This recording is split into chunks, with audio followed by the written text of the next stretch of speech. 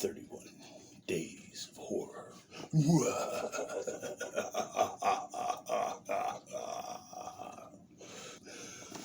I'm Milford. So this is day 4. We have talked so far about a cryptid monster movie, a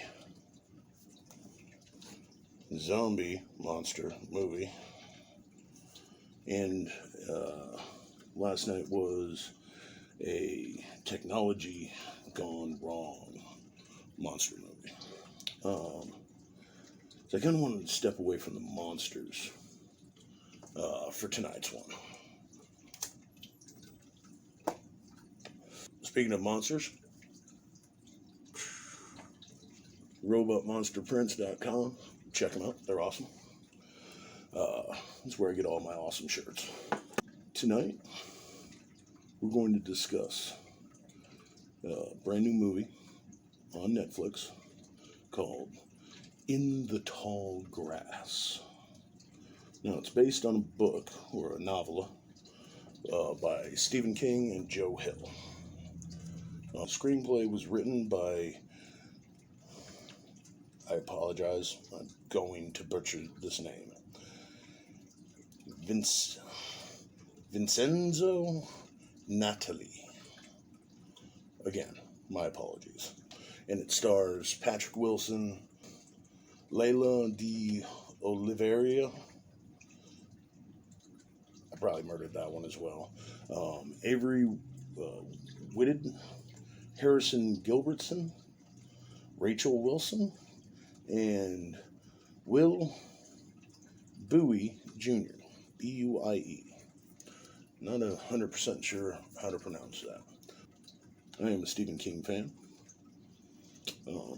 So, as I was flipping through Netflix, which, I mean, let's be honest, at this point, there are so many fucking options.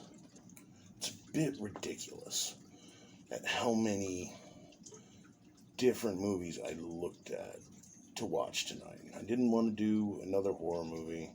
I did one that I hated already.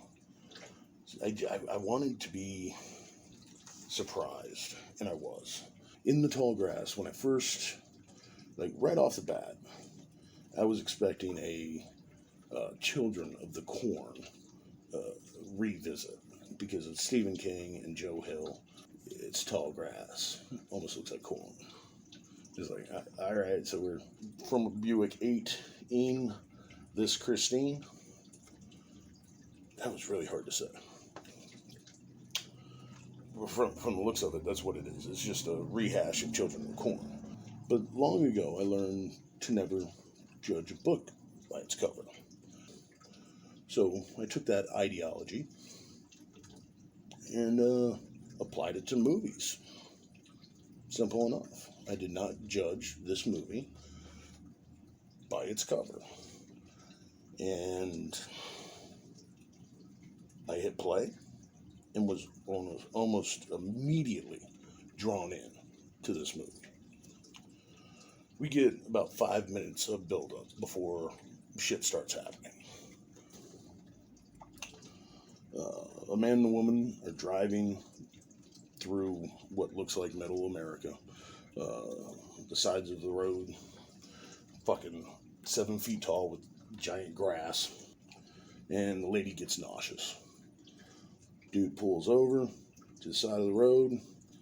She takes care of her bodily business. Across the street, in the background, is a derelict church standing just ominously back there. It's like, alright, you just happen to pull over on the side of the road right across the street from this fucking wicked, evil-looking church? Alright. The church's parking lot has a bunch of cars in it. Well, partly filled with cars. So, lady takes care of what she needs to do, taking care of her business, and they hear a child yell for help from inside the grass. They're like, help, motherfucker.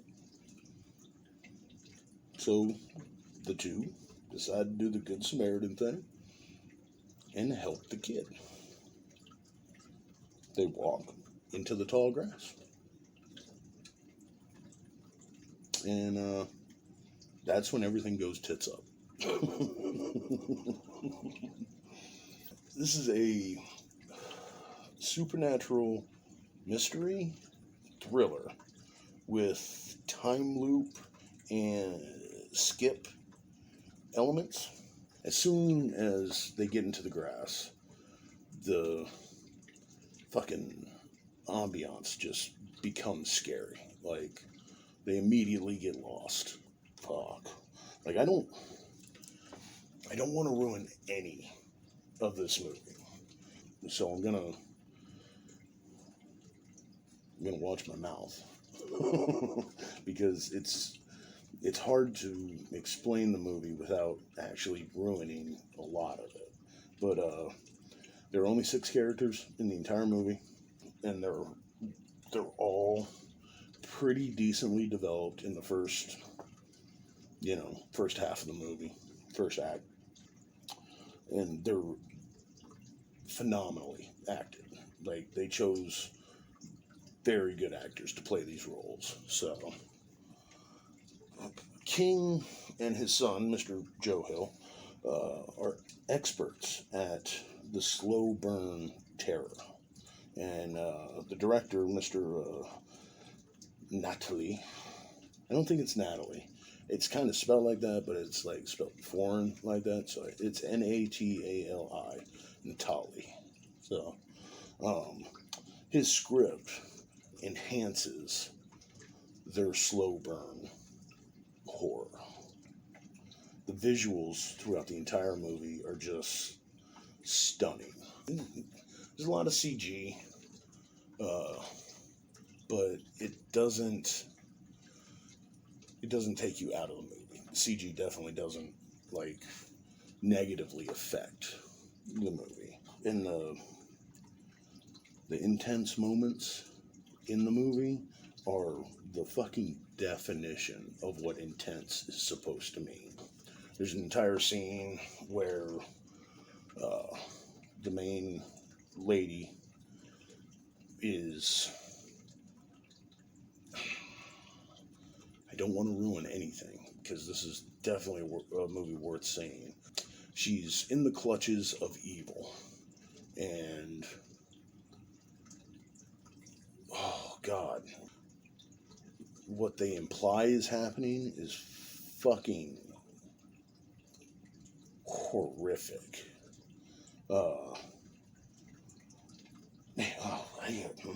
I don't know.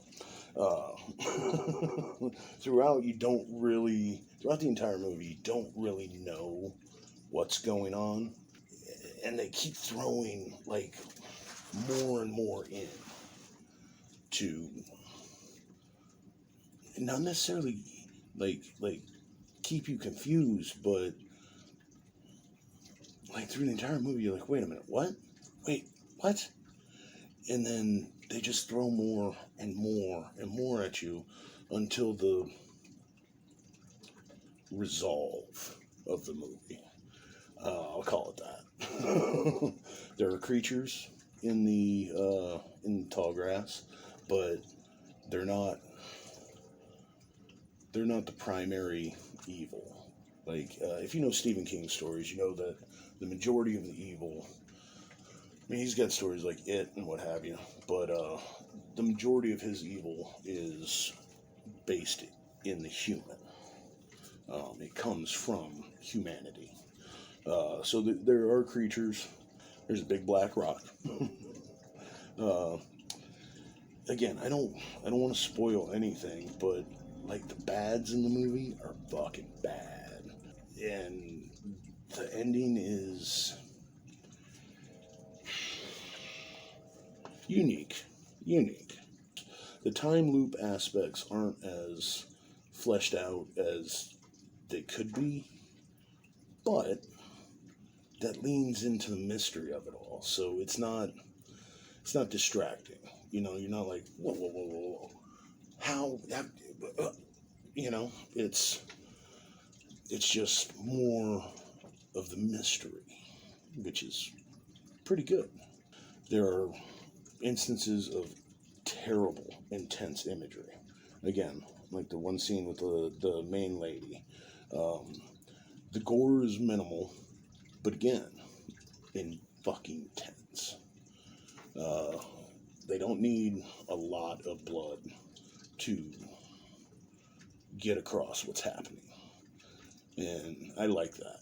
Like, don't get me wrong, I like me some gory movies, I like some excellent kills, but a slower paced, atmospheric horror movie where they don't rely on shocks and jump scares, fuck yes, give me that every goddamn time. Please. I'm gonna throw out I don't know, 3 out of 5 burritos. And I think most of the movies I will review will be 3 out of 5. But for this one, it's a unique story. It's well acted and brutal in some parts, but it's still lacking something. It's lacking a bit. So that's why I'm not going to go 4 out of 5 burritos. And it's somewhat confusing at points. But if you're looking for something you really haven't seen yet, that jumps right into that slow, atmospheric, like haunting story, In the Tall Grass should definitely be in your Netflix queue. It's not for kids. A couple animals are shown dead. I think it's rated R. It might be NC-17, but I think that's a bit too much if they did rate it NC-17.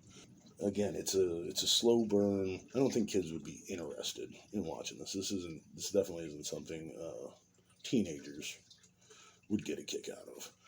But it's a good movie. I'm glad that's the one I decided on as I spent an hour and a half flipping through Netflix. But yeah, so In the Tall Grass, directed by Vincenzo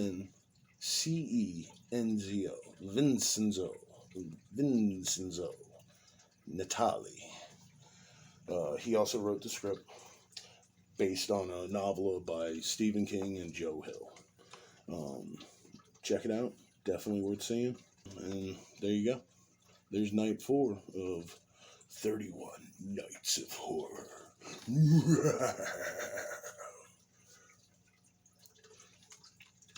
I will see y'all tomorrow. And I think I'm going to go... probably going to go either extraterrestrial for tomorrow's or just a straight up ghost story. I haven't done either of those yet. But yeah, see you tomorrow.